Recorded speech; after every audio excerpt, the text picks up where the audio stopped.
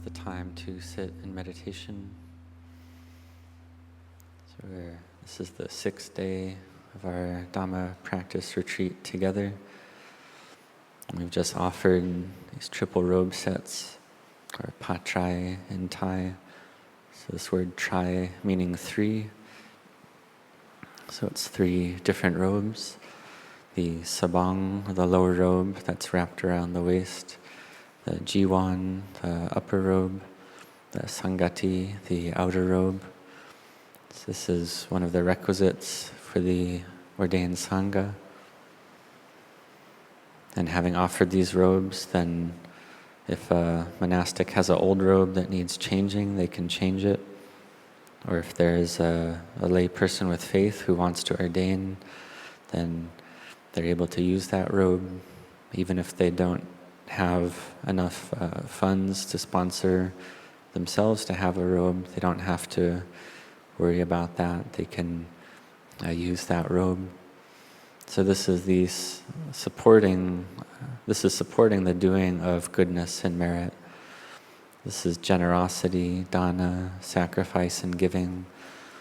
And this is paying homage to the Buddha, the founder of the Buddha Sasana, the Buddha's dispensation. So we do this merit, and this becomes a habit, it becomes a character trait, becomes a cause. And so this is a character trait of Buddhists. They have the habit or character to give food, to give alms, to give cloth, to offer various requisites, various of the 4 requisites of food, robes, shelter, medicines. So this is supporting those who live the life of a samana, of a renunciant, those who have the intent to practice following the monastic discipline, the Vinaya that the Buddha taught. And so this is the highest blessing in our life. So we practice generosity, make merit, and then we bring to mind the people that we love and respect, like our mother and father, our grandparents, those who've passed away already, those that gave us life, gave us their very blood to care for us. Having been born into this human form, then we have this opportunity to do goodness because we've received this care. So we have this gratitude, we recollect the good qualities of those that have helped us, and we endeavor to pay back that debt of gratitude. And if it's someone who's still alive, then we care for them well. We help them to receive the 4 requisites. And so we give Dhamma advice to them as well. And then when they pass away, then we do merit and goodness, and we recollect them and dedicate that merit to them. If they're a heavenly being, then they can gain even more happiness, and gain increasing happiness. And then if they have suffering, whether big or small, then that suffering can reduce. So we see that the giving of robes brings a great deal of benefit. So we do this together, we build merit and goodness, and we anumodana, rejoice together as well. And so this is another type of merit that arises. So from our practice of generosity, of virtue, mental cultivation, or rejoicing, these are all different types of merit. And we have the loving kindness to give and share that merit to all beings as well. So this is all about merit and goodness.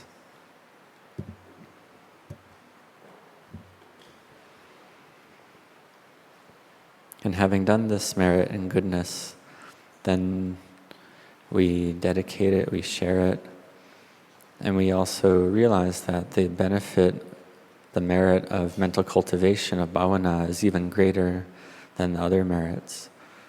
So like on this retreat course that we're doing, we practice meditation, and even if we just get a little bit of peace and collectedness of mind, then it has a great deal of benefit. And why is that? It's because we destroyed the defilements, we destroy the defilements to a degree, or one piece of them. So we do generosity, that also destroys the defilements to a certain degree. And we do it a lot, and we can feel that we don't want the things of this world. We see that all the wealth of this world, it can bring us some ease in our life, but one day we must die, and that this external wealth that has no real value or essence to it, so we don't wish to store it up. But we have this joyful mind that if we have a lot, we wish to give, to share, and this way we get fullness and happiness arise. This is walking the path in the mind to abandon greed. If we haven't trained in that before, then it's quite difficult to do. If we have a little, it's hard to give. If we have a lot, it's even harder to give, because we have this worry and concern over our material wealth. So we can have more and more, but we don't have any way to, or we can't find a way to give it. And it may be obtained through incorrect means as well.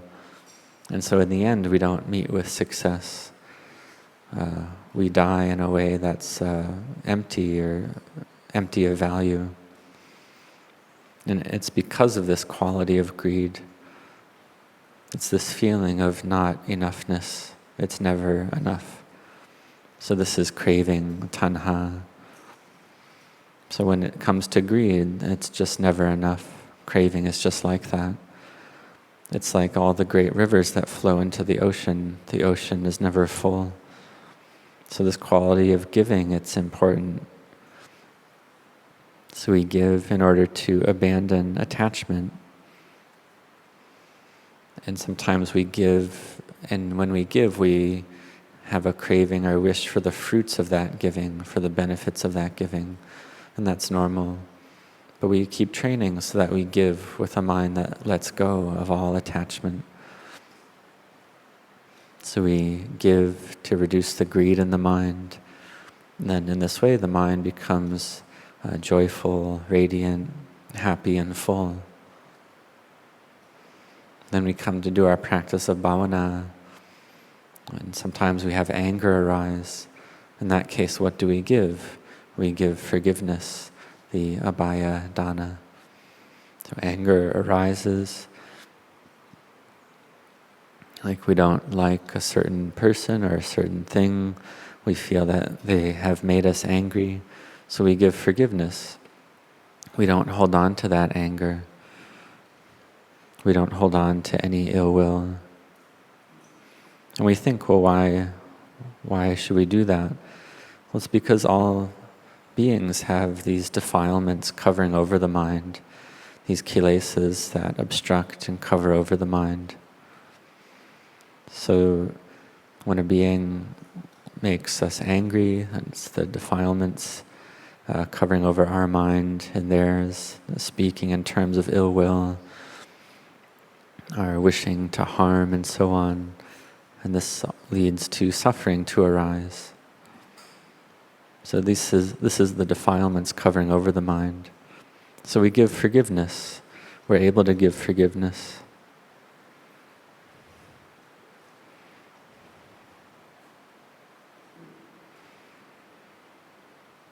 So if we don't forgive, then this anger and these thoughts of ill will arise, and this is just the defilements ever increasing.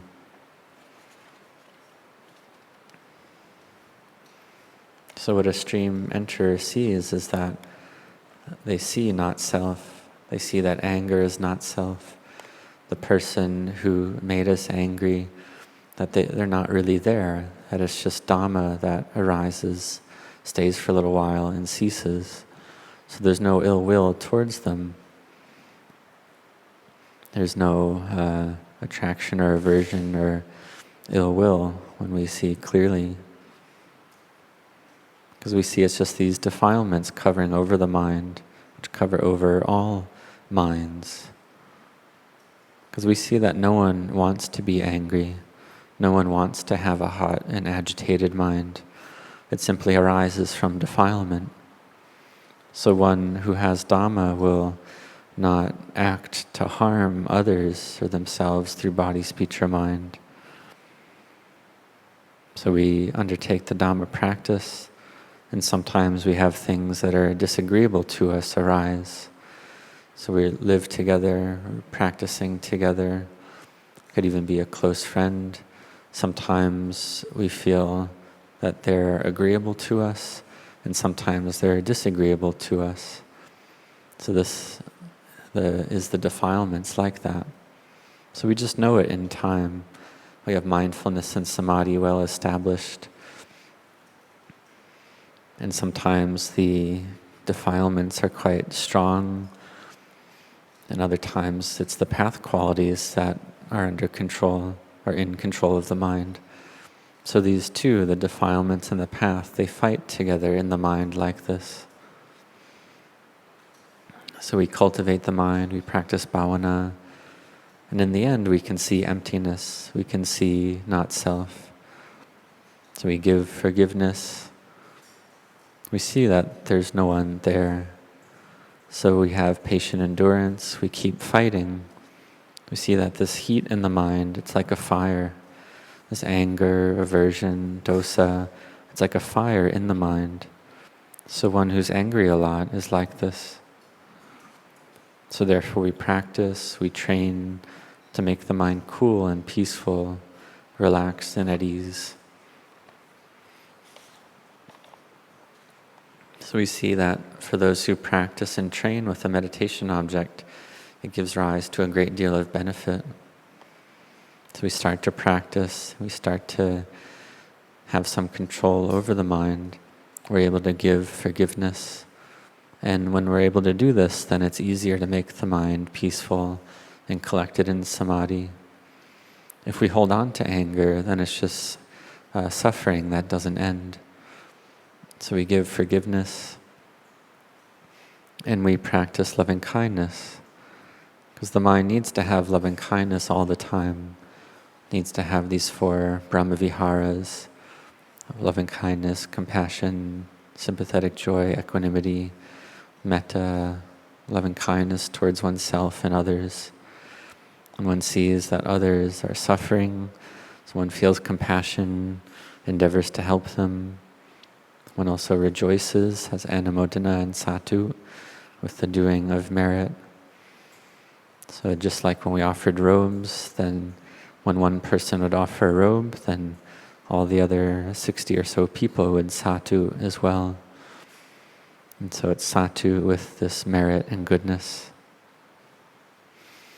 And because we see it's not easy to meet with this mind that thinks to do goodness and merit, that thinks to practice generosity, virtue, meditation.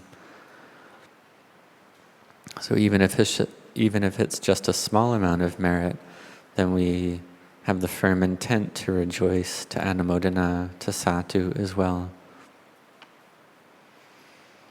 So we can receive some news of anyone in the world doing an act of merit and goodness, and we can satu with that as well. We can satu and anumodana with all beings, with all minds.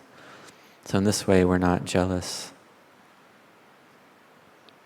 And in this way, we get born into high status and have power and authority and status, because the mind's not jealous.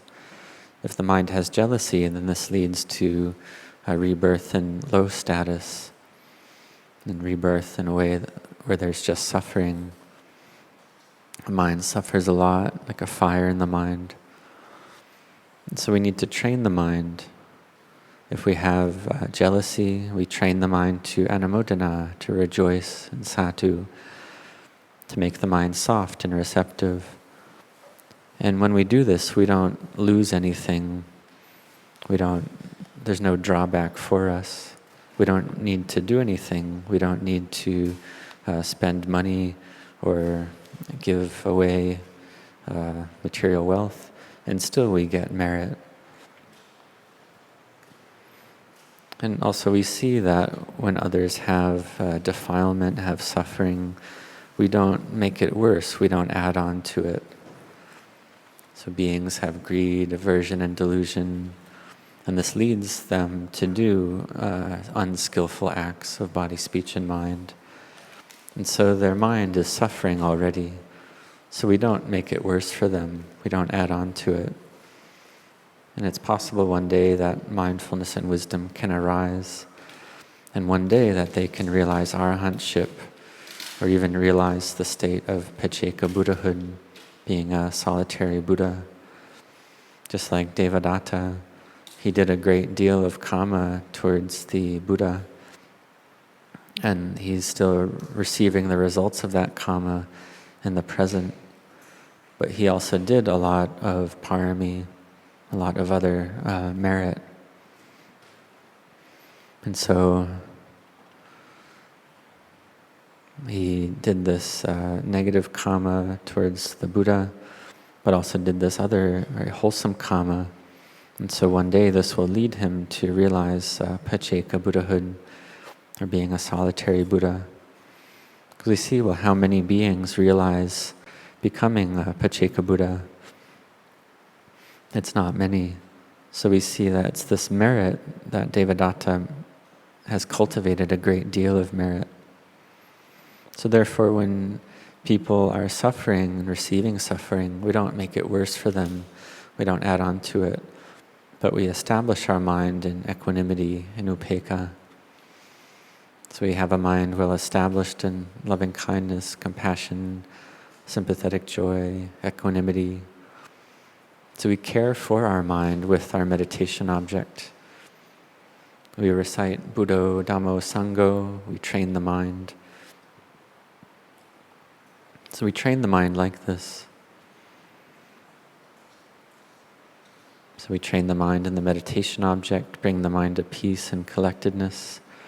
And this is able to care for our mind. So we see that the 4 Brahmaviharas have a great deal of importance.